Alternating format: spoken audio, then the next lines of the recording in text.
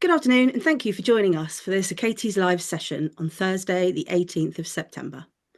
Today, we're going to be talking about legacy giving and hearing from two panelists who have both seen success in this area for their respective organisations. We're going to be asking them what they find works and what the main challenge they face is. We'll also ask their advice and recommendations for other organisations looking to increase their legacy income. My name is Ruth Davey, and I am Deputy Director of Income Generation at Achates, and I'm joined today by Phoebe Walker, Achates Senior Consultant. We are a consultancy providing support to cultural organisations with fundraising, recruitment, strategy, organisational change planning, and impact evaluation. We take our name from Greek and Roman mythology. Achates was a close friend and loyal advisor to Aeneas, so we think our name quite neatly describes the relationship that we offer to our clients within the cultural sector. Achates Live was set up to really support the sector, bringing fundraisers and other arts professionals together to discuss key topics, and also enable you to help and support each other. While we obviously acknowledge that Achates doesn't necessarily have all the answers, what we absolutely do have is an overview of the sector itself, and we are incredibly passionate about using this perspective and role in a supportive way. It's worth saying that all the information shared in today's conversation is, of course, correct at the time of broadcast. Today's session, as I mentioned, will be focused on legacy giving, and Phoebe will chair a discussion with our wonderful panellists. So I'm delighted to hand over to her to welcome our special guests who will be exploring this topic today. Thanks, Ruth. And yeah, I'm really delighted to be chairing our panel on legacy giving this afternoon. I'm just going to do a little bit of context setting first before we introduce our panelists. And it's fitting that we are having this conversation during Remember a Charity Week, a serendipitous kind of timing of this Achates Live. That's a campaign which encourages people to leave charitable gifts in their wills. So first off, just to clarify what we're talking about when we talk about legacy giving, a legacy, sometimes also called a bequest, is a gift that an individual designates during their lifetime, which is realised upon their death. And in the UK, there are two main types of legacy gifts. There's pecuniary, which refers to a bequest of a specific amount of money. The average pecuniary legacy in the UK in 2024 was about £4,500. And then there's a residuary legacy, which refers to the amount that remains in an individual's estate after all other bequests and debts and costs have been paid. And that average last year was around £65,500. So in 2024, UK legacy income reached a record high of £4.5 billion, and that's prompted much renewed interest in fundraising circles.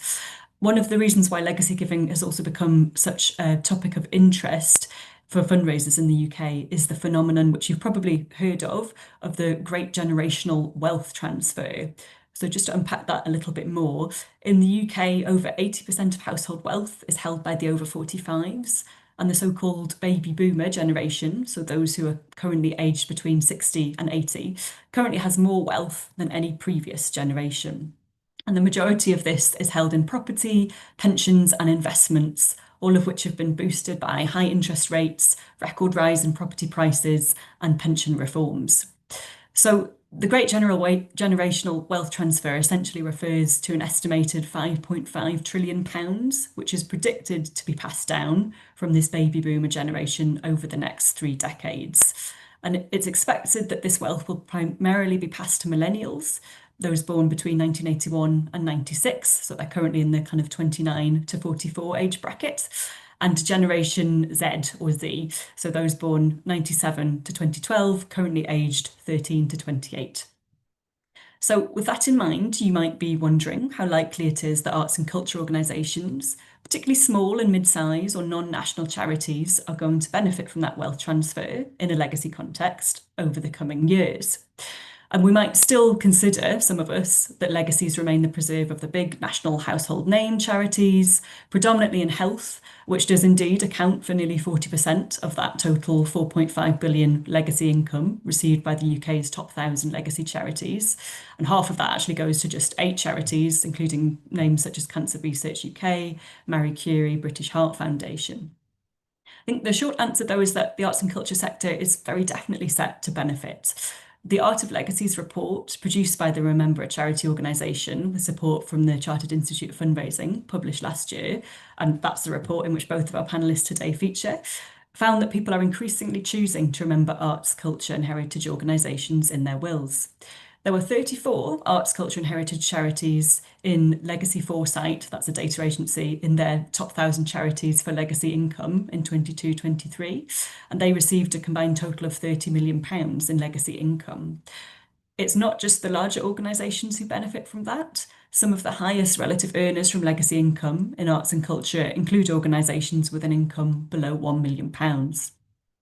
And a recent legacy giving report from this year also finds that of the top 1,000 legacy charities, arts and education charities are seeing the fastest growth in legacy income, 15.3% growth over the last 5 years. Although I should caveat that with the note that Oxbridge colleges are included in those figures, so they're certainly boosting that growth. But arts organisations like the Royal Society, Welsh National Opera are very much in that mix. So the long range view shows that average growth for legacy income in the arts is almost twice as much as the annual growth seen by the top 1,000 legacy charities overall. Now, regardless of these encouraging facts and figures, we know that in the arts and culture sector, legacies do remain a form of fundraising that's often underinvested in. And there are lots of reasons for this, some of which Ruth has alluded to. They include wariness about approaching with supporters a topic that is concomitant with death and with dying. There's also perception of technical complexity associated with legacy giving. And I think that means we can often put it on the back burner. We feel we don't have the time or headspace to get to grips with what's legally required, with what's administratively required. And of course, in a fundraising landscape in which it can often feel that we're laying the track in front of us, planning for legacy giving, despite its typically high returns on investment, can feel like putting precious time and resource into an area of giving that's both remote and unpredictable. So I'd like now to turn to our two brilliant panellists to help us navigate some of these perennial questions and to tell us a little bit more about their own experiences with legacy giving. So some introductions first. We are delighted to be joined today by Marina Jones. Hi, Marina.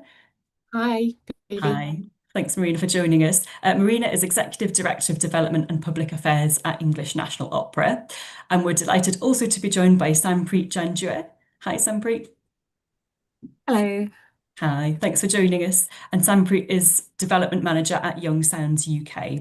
And I'll just give a little bit more background on Marina and Sampreet. So Marina has over 20 years experience in fundraising. She spent 13 years at the Royal Opera House working on campaigns, supporter engagement, legacies and trusts and foundations, and has also worked at Polka Theatre, Lyric Hammersmith and Orange Tree Theatre. Marina leads Rogare's History of Fundraising project and is also trustee of Tunbridge Wells Puppetry Festival and Pusey House. She completed an MA with distinction in philanthropic studies with a dissertation on legacy giving. That's handy for today. And Marina is a keen behavioural scientist experimenting and writing on how to use decision science in fundraising. Sampreet is a fundraiser with experience in the arts and cultural sector. She started her career as an arts fundraising fellow through the Arts Fundraising and Philanthropy Fundraising Fellowship Programme. Having completed this fellowship at Nottingham Playhouse, as well as a few years in post as fundraising officer, she's now development manager at Young Sounds UK. She's also a trustee of Actors Touring Company and chair of Meander Theatre. So huge welcome to you both. And Marina, I'll come to you first, if I may, please. Could you share with us some information about your varied, many and various legacy giving experience and tell us how important it is in your income mix at the present time? Yes, I've been involved in sort of legacy fundraising, well, I suppose all my career. I remember my first job was at the Orange Tree Theatre, and I'm now a trustee there as well. And they had a wonderful first legacy gift they'd ever got in their history of £10,000 from a volunteer. So all through my career, I've really seen how important legacy giving is to arts and cultural charities, but also from that very first gift, how it's so much part of the identity that our supporters have and how that is linked to the organisations that they care about and that have become part of their lives. And I think that thread has stuck with me of these aren't gifts about dying, they're about celebrating who you are and how you want to be remembered and what's important to you in your life. And if you give, or even if you don't give in your lifetime, that how you just distribute your assets when you die really tells that story of who you are and what matters. So at my role in the Opera House, I was looking after the legacy fundraising, so both promoting it, but also stewarding and looking after the donors and supporters. And when I did my master's, I did a big oral history project talking to supporters about why they supported the Opera House in the first place, why they'd first come to to see opera or ballet, and why they'd chosen to make that gift. And that identity and part of your life, and how the theatres, the museums, the charities we work for are really part of their lives, was really, really strong. The importance of those first visits, those really memorable moments of a lot of crying, I think, particularly with opera and ballet, that kind of emotional connection of the art that we create that really inspires people and means that we are part of their life story, part of their identity, was really, really powerful. And now working at English National Opera, again, people with decades and decades of memories of seeing performances that, this iconic performance, or when this happened, or when this went wrong. Quite often as well, people love to have those memories of when things go wrong. And for us at English National Opera, it's something we're continually talking about with our supporters and linking it to who we are and who they are. And it's about 20% of our development income each year. One of the challenges always for arts fundraisers within the legacy giving space is obviously to make the time and focus on it, but also it's a very difficult thing to predict in terms of the income that you will get, because you never know when someone might die and then that gift is realised. Also, you don't necessarily know who's put you in their will until perhaps it's too late. Some people love to tell you, and other people want to keep it a very private thing. But even once you know that you might have a gift in the will, if it's a residual gift, so a percentage of their estate, they've left 1%, 2%, 5% to you until the house is sold, the assets are realised, it can still take quite a long time for that gift to be realised. But I always think with legacy pledges, if you're having a bad day, ring up someone who has given a gift in their will, because they will fill you with joy and fill up your fundraising battery, because they they are so connected to your mission and your organization, and it will just make you smile. So I love legacy giving. I think it's really important, but also a really joyful way that we can connect with our supporters. Thanks so much, Marina. That's a great kind of whistle-stop tour of your legacy experience, and kind of bringing joy into the conversation is great. I was hoping we would do that this afternoon even. Sampreet, could I come to you now for your experiences with legacy giving? Yes, of course. So at Young Sounds UK, we actually wouldn't exist without a legacy, which actually really helps with our storytelling about the difference that legacies can make. So our founding bequest came from Robert Lewin in 1998, who was a talented violinist born above an East London chip shop, whose generous gift created a foundation for everything we've built since. His story still inspires us, and it's why I think we have always taken a proactive and personal approach to legacy fundraising. Um, and that's before we started officially fundraising as well. So we've been members of Remember a Charity for about 20 years now. And that's as an organisation that's only 27 years old. So Robert Lewin's bequest has now supported over 5,000 young musicians, and that really means we have a great story to tell, which shows the difference legacies can make. In 2023, we took a significant step forward in our stewardship of legacy pledges and how we recognise them by creating the Robert Lewin Circle. And that's a group that celebrates supporters who have pledged to leave a gift in their will. And it's a growing community, and it's not just a list of names, and it's a really great way of us acknowledging and thanking these supporters in their lifetime. We do send them regular communications, and we invite them to our fundraising concerts. And we've also now started hosting a fundraising concert every September, which focuses specifically on legacy giving, featuring talks from legacy pledgers, young musicians who have been supported by legacy gifts, as well as family members of those who have left gifts as well. Um, So as a charity, we're just a core team of 14 employees and only 2 of us who are dedicated fundraisers. We don't have anything like a legacy officer, so myself and my colleague manage all of our fundraising, although obviously very well supported by our chief exec and our trustees as well. But legacy giving, it's always been embedded across our organisation. So from our trustees and our senior leaders to our communications team, there is a really shared commitment to supporting this area of fundraising. And several of our trustees are also legacy pledgers as well. So yeah, I think we just have a very good foundation to build on, and everyone here understands the importance of it. And like I said, we've been members of Remember Charity for over 20 years, and taking part in Remember Charity Week has always been a very key part of our comms calendar. And I found that it's given us a reason, an excuse to talk about legacy. So as you say, sometimes it can be a little bit nervous to think about. You can be a little bit nervous to think about, how do I get this conversation started, or will it but if you are taking part in a campaign, you can, it gives you a reason to share those stories. I do think from our experience, legacy fundraising can be daunting, and especially for small or mid-sized organisations. But I do think that you don't need a large team or big campaign budgets to start.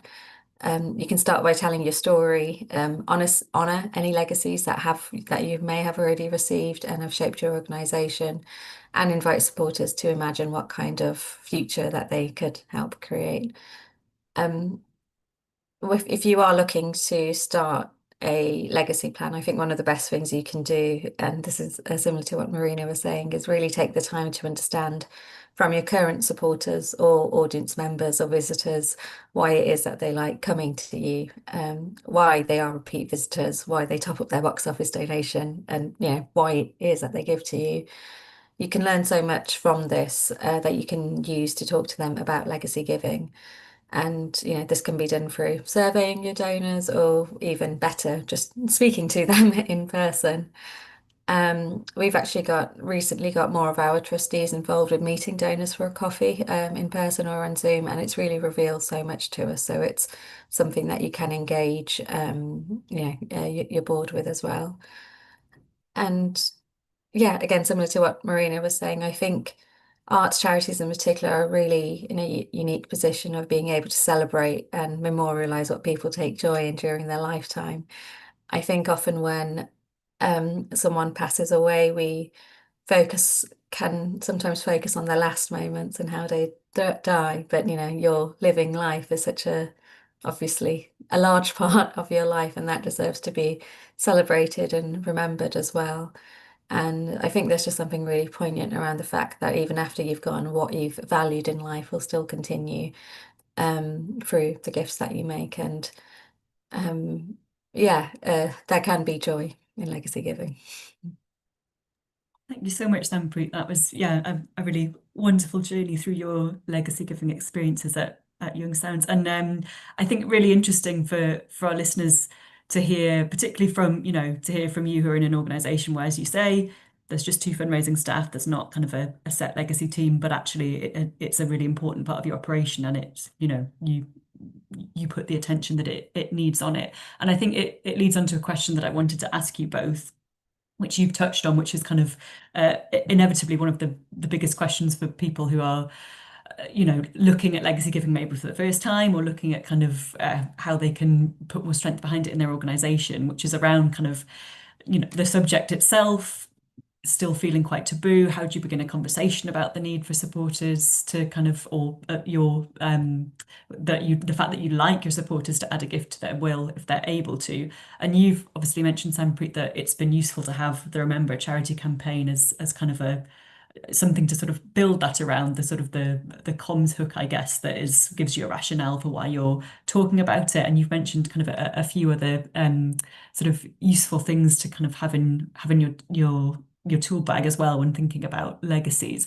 But I wonder if we could just go into that a little bit more. Maybe Marina, you could add initially your thoughts on kind of how do you start that conversation particularly maybe if legacies is not something that, you know, your organization has historically done. You're not sure kind of that your supporters will be familiar even perhaps with the concept. How do you kind of broach and broker that kind of conversation, and how do you kind of ensure that, as you've both talked about, that it remains kind of a joyful thing, while at the same time, you know, you're getting into what is inevitably quite a heavy subject?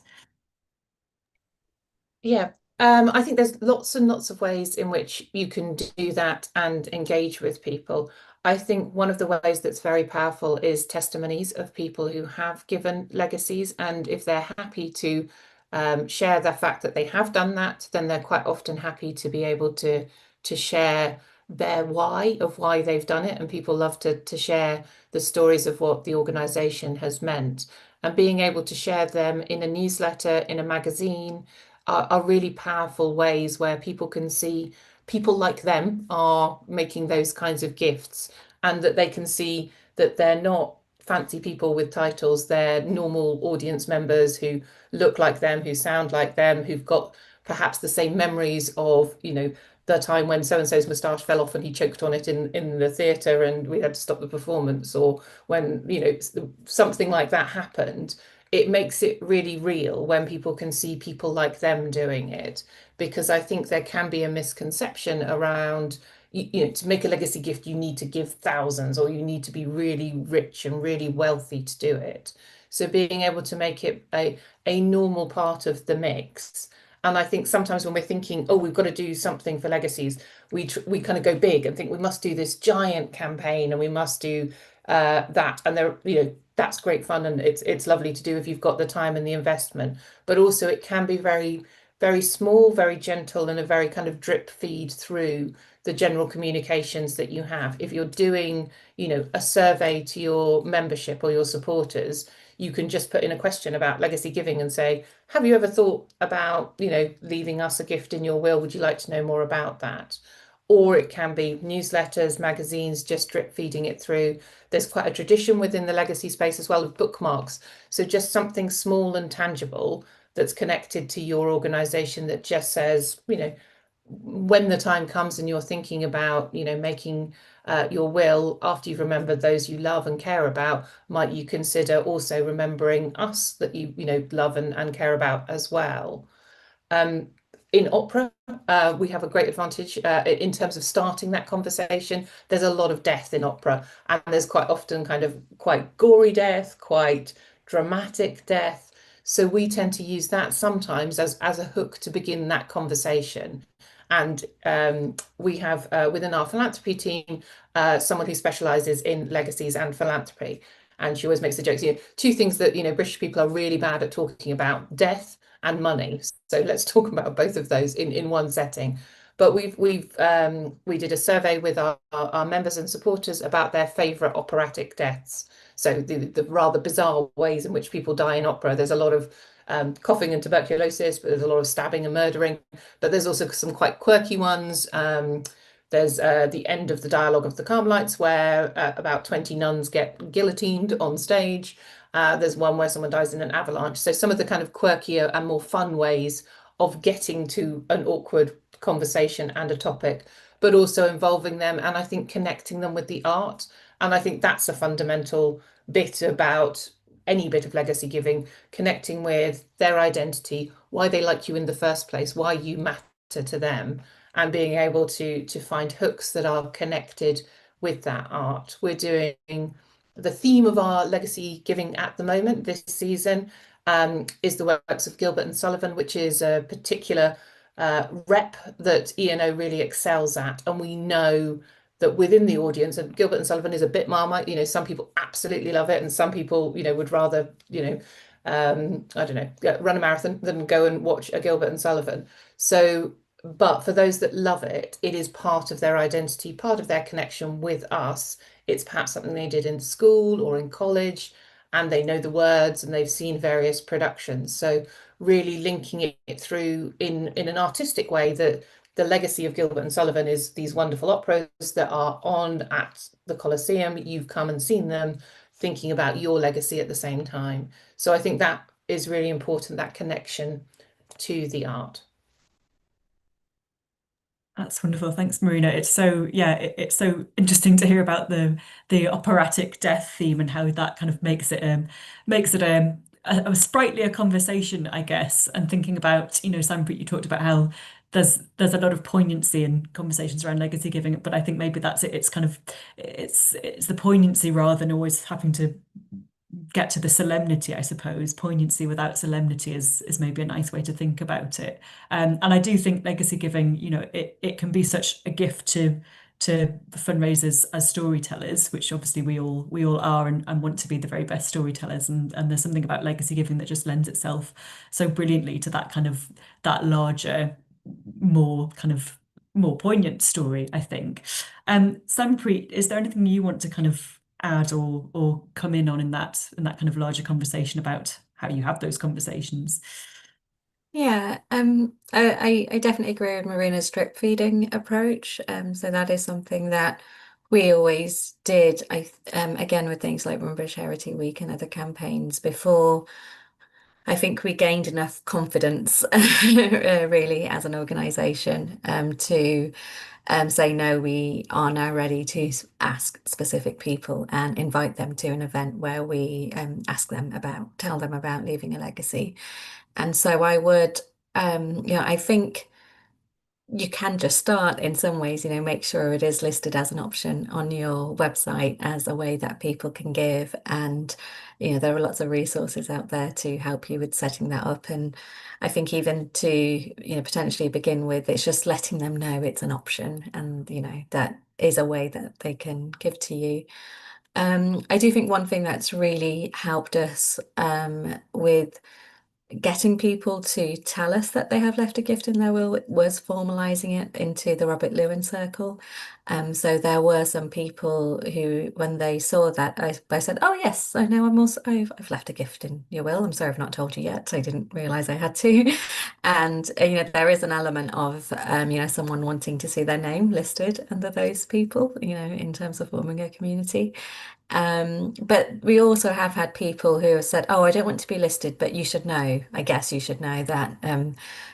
We have also left a will, so it's been really useful to see that we were doing a little bit better than we thought we were, I guess, in terms of the numbers of legacy pledges that we did have. And again, similarly to Marina, just finding a way to connect it to your cause as well. So, whether if you're not sort of a hyper local charity or a venue, you can potentially find a way to have a national audience as well. So for us, we work all over the UK. We don't have any set offices, so in some ways it can feel a little bit more difficult when we're not welcoming hundreds of thousands of people to our building every day, and we're not people don't have that. They don't necessarily have that emotional investment in us as an organization, I guess. But what they do have an emotional investment is in our cause. And so, that lends itself into being able to think a bit more nationally and also getting gifts from people who we had no idea existed, sort of thing. I think this year was the first year we received a legacy gift from someone who was actually a donor and someone who we knew. Before that, all of our legacy gifts had been from people who weren't on our database or anything like that. So they must have come across us at some point, liked what we do, and put us in their will. Thanks, Sanpreet. And I think it's such an interesting point to make about kind of if you're an organisation without a venue, without a physical base, so you don't have that kind of that physical memory association for people, how you can still kind of be successful with legacy giving, how you can build a story that works in another way.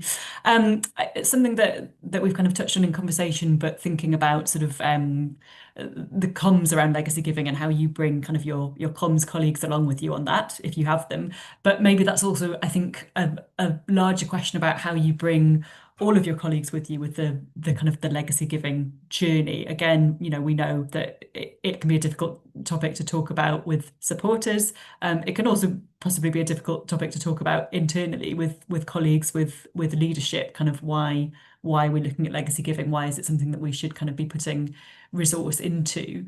And I suppose I'm thinking about that particularly from a perspective of, we know that legacy giving is unpredictable. We know that kind of we're maybe waiting a long time to see kind of the return on the time that we're putting into a legacy giving program. And I think it could be tempting for many kind of leadership teams to think we're just going to look at, or we need to look at the short term, the medium term for our bottom line. How do you kind of have that conversation, make the case for legacy giving? I mean, obviously, Sanpreet, you've had, as you say, it's the foundation of your organisation, so I think that's maybe a little different. But from both of you, from your experiences, I wonder if you could talk a bit about how you can make that case for it being worthwhile to spend some time, some resource on legacy giving, even if it's not something that's going to be realised, in the next few financial years. I don't know who wants to take that first. Maybe Marina, if we come to you. Yeah, so I mean, I think one of the biggest things would be the ROI you get from legacy giving. So every pound you invest in legacy giving, it is one of the most cost efficient ways of fundraising. Yes, it is unpredictable. Yes, you can't necessarily budget for it, and most organizations use legacies as a sort of in-year cash bonus that we always forecast. We have a budget, a target for legacy giving, but we keep it deliberately low because it is so unknown and so bumpy in terms of income.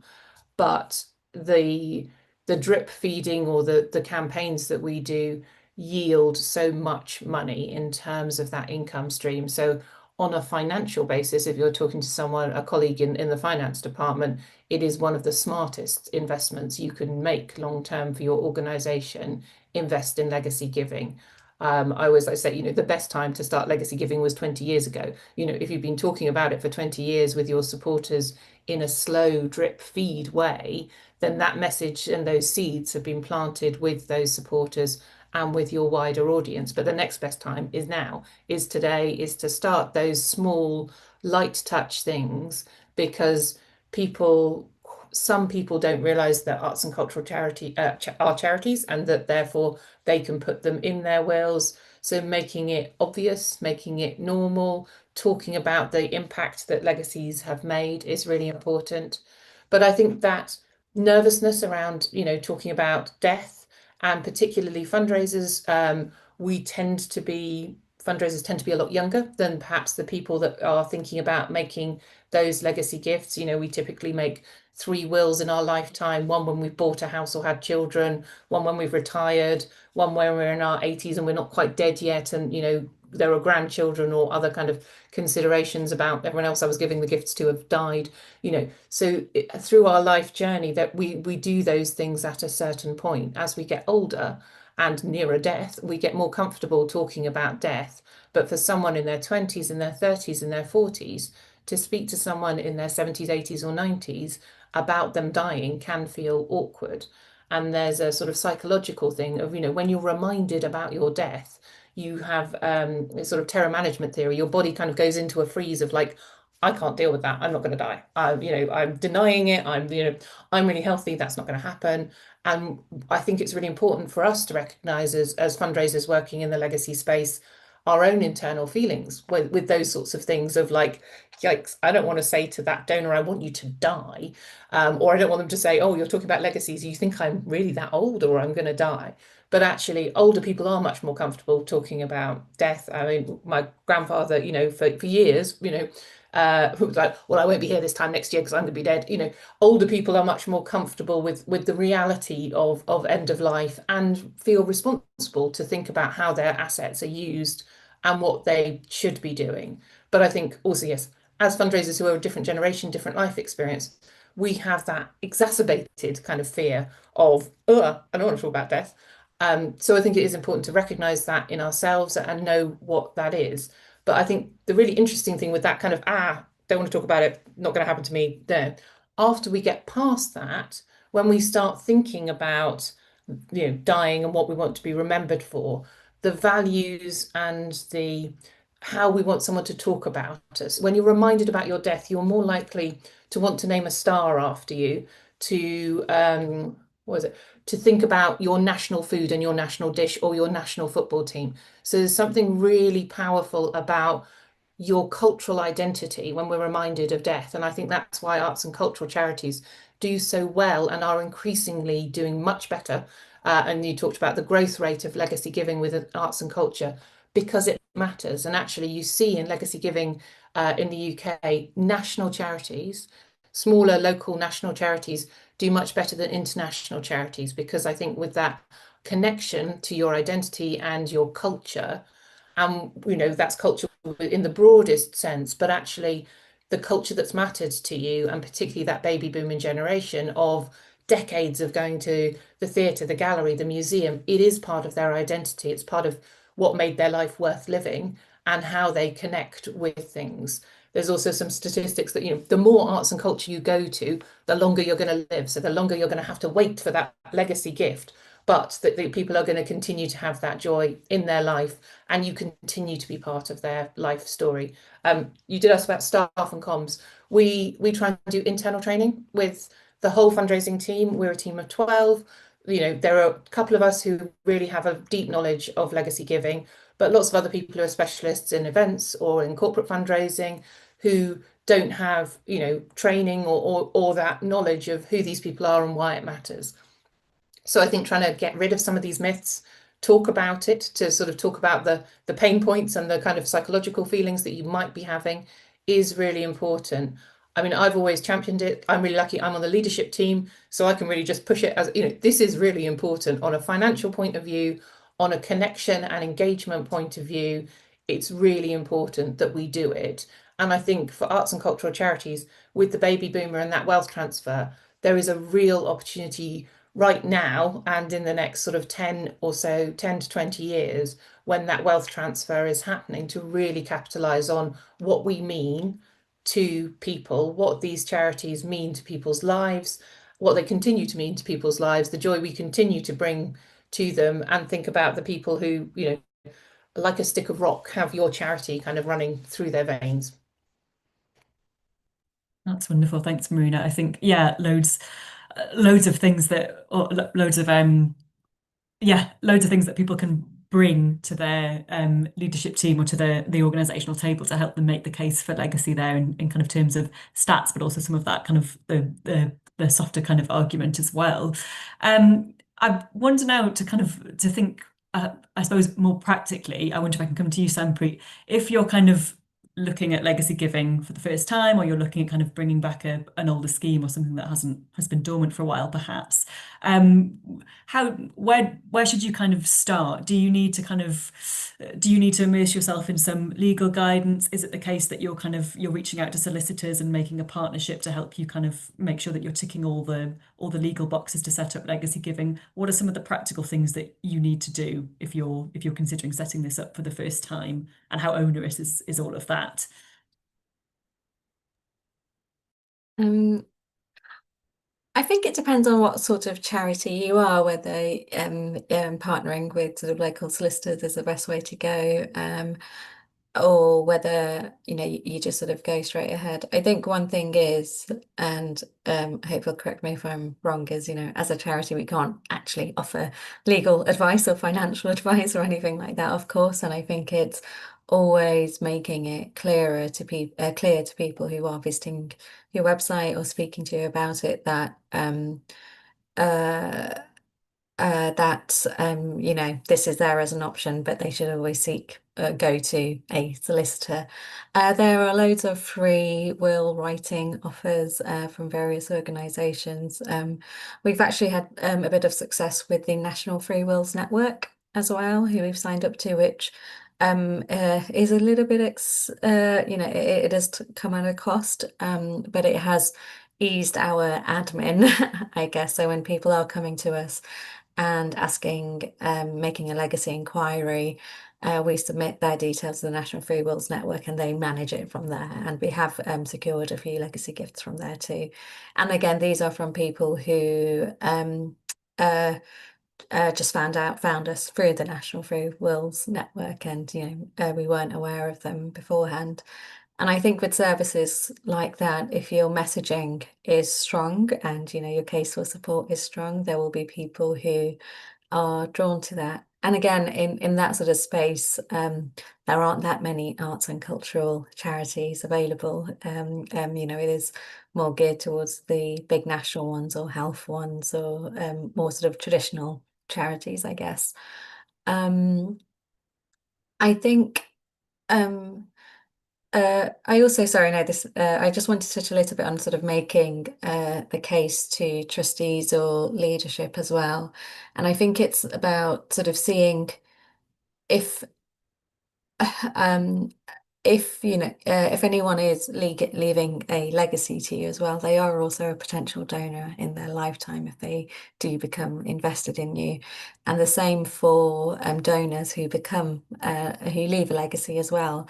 That's a sign of their commitment to you, which could, if we want to see it in, I wouldn't see it like this myself personally, but if someone does need to see it in a purely transactional term of ROI, you can certainly from us, most of our current living legacy pledgers are current donors, and most of our legacy pledgers who weren't donors before are now also donating. And so, if you invest in legacy giving, it will result in, lifetime donations as well. So yeah, I would seek to make that case. And I would also approach a member of charity as well and uh, uh, join them and just hook onto their communications as well.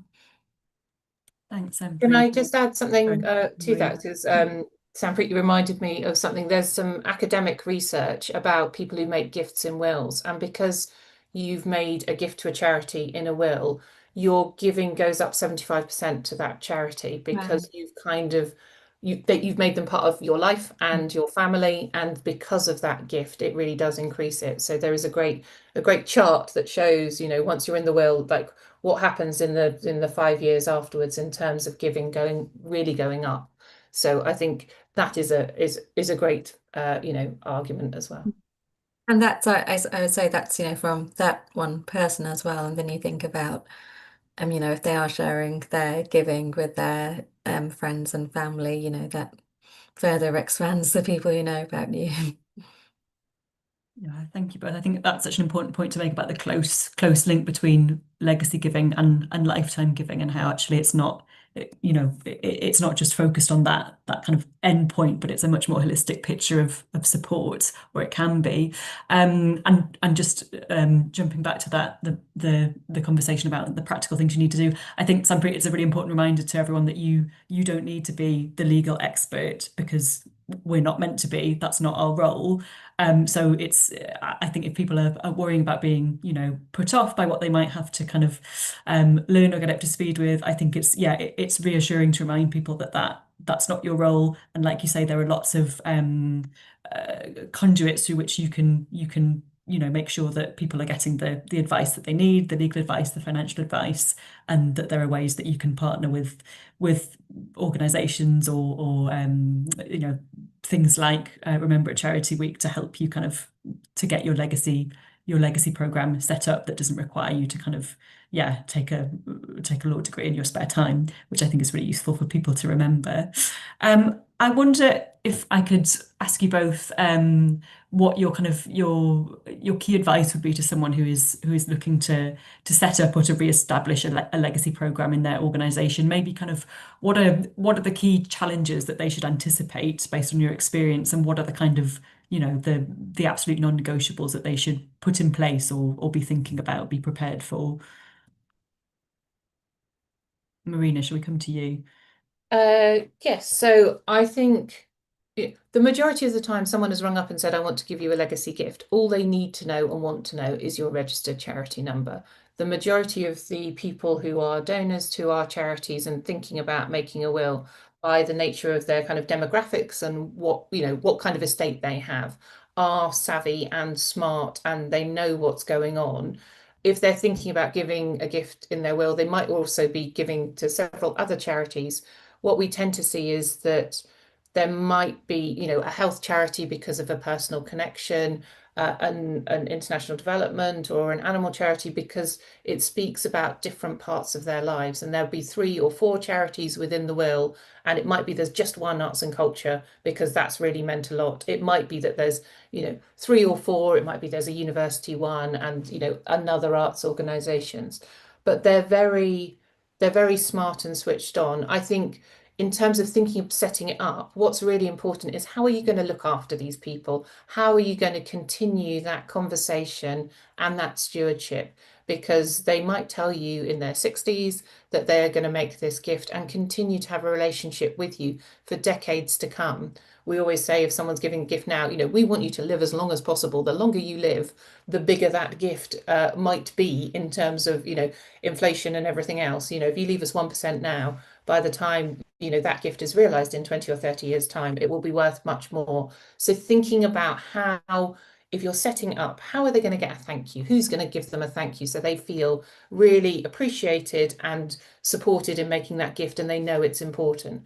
We have Sanpreet's mentioned her legacy giving circle. It's a really important thing within that to think, how are we going to do it? And if you're small, it might just be tagging it on to any other event you're doing for donors and being able to say, I know that these people have left a legacy gift and we've got a rehearsal that's open.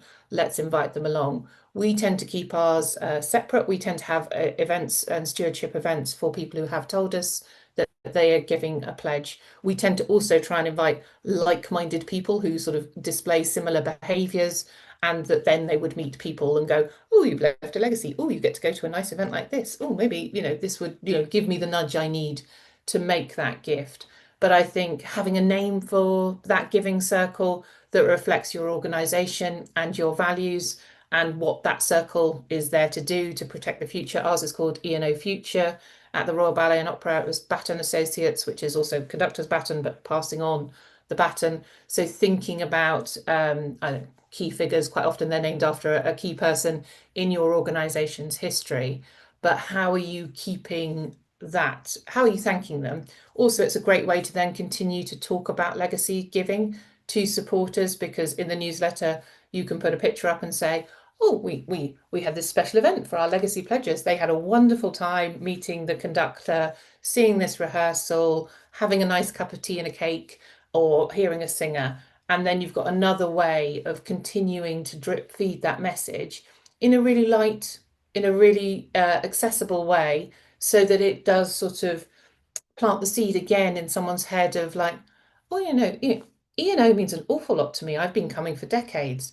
It really does. And oh, people give a gift in their will. That's a normal thing. Well, it means a lot to me. Maybe, I should be there and doing that too.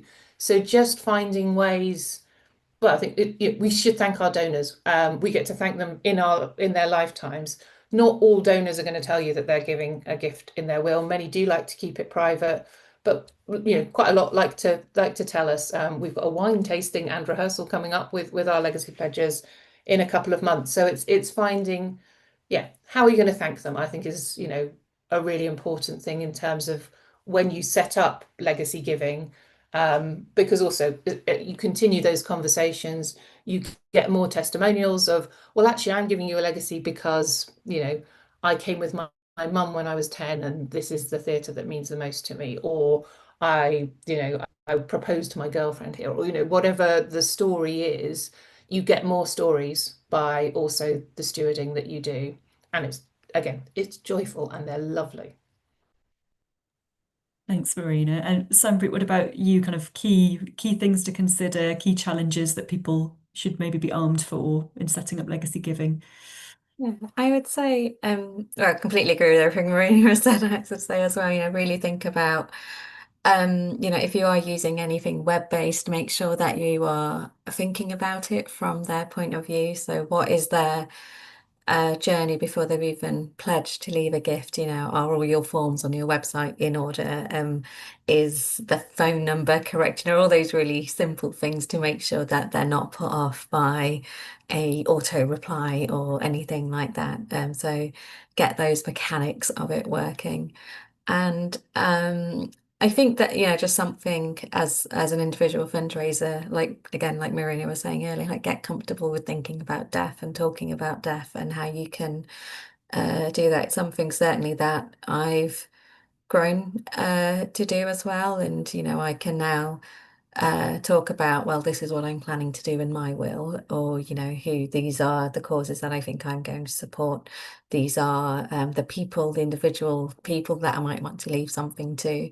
And I think when people see that, it's something that even someone who works in the arts, isn't sitting on £1 million fortune, is considering and wanting to do, it can, make people realize, yes, it's normal. And I think as hopefully still a younger person as well as thinking about, if something were to happen anytime, this week or whenever, it's thinking about, well, have I got things in order so people who I leave are comfortable with knowing what it was that I planned. And I think that is a message that we can give to sort of younger donors as well. So yeah, just get a little bit more comfortable thinking about death and thinking about it as, how how you're going to be remembered rather than how you're going to die. Yeah, that's a really important thing to kind of close out. And I think that point about, making it personal to you, showing that you've been through that thinking process, you can talk about it comfortably, is so important. And yeah, the fact that this point that we talked about earlier, that we're not talking about people with hundreds of thousands, millions of pounds to leave. We're talking about kind of everybody who wants to and can make that kind of contribution because of the connection they've had, can do it. And going back to that figure of kind of the average pecuniary gift being £4,500, it's not, that's not that kind of hundreds of £1,000s level, but that's our average in the UK, certainly for last year. I think that's really, that's really instructive for all of us to think about how we then talk about it in relation to our own thinking about legacy and the things that matter to us. I'm going to have to wrap up now. I could go on talking and asking you questions based on your amazing experience all day, but I'm just going to say thank you so much, and I'm going to hand back to Ruth to wrap up. Thank you, Phoebe, for your expert sharing. And I loved how much joy came up in that conversation. It's brilliant. So I'd like to say a huge thank you to our panelists, Marina and Sampreet, for a really fascinating and important discussion. And as you know, here at Achates, we offer a range of services, including how to look at legacy giving and how to include it in your fundraising strategy. So hopefully you've learned loads of valuable tips today. But if you'd like to discuss how we might be able to support you, or you'd just like to speak to a member of our team, then please drop us a line at info@achates.org.uk. And finally, just a note that our next Achates Live will be broadcast on Thursday, the 13th of November, and it will focus on the role of trustees in arts organisations. There'll be more details to follow, of course, so keep your eye on your inboxes and on social media.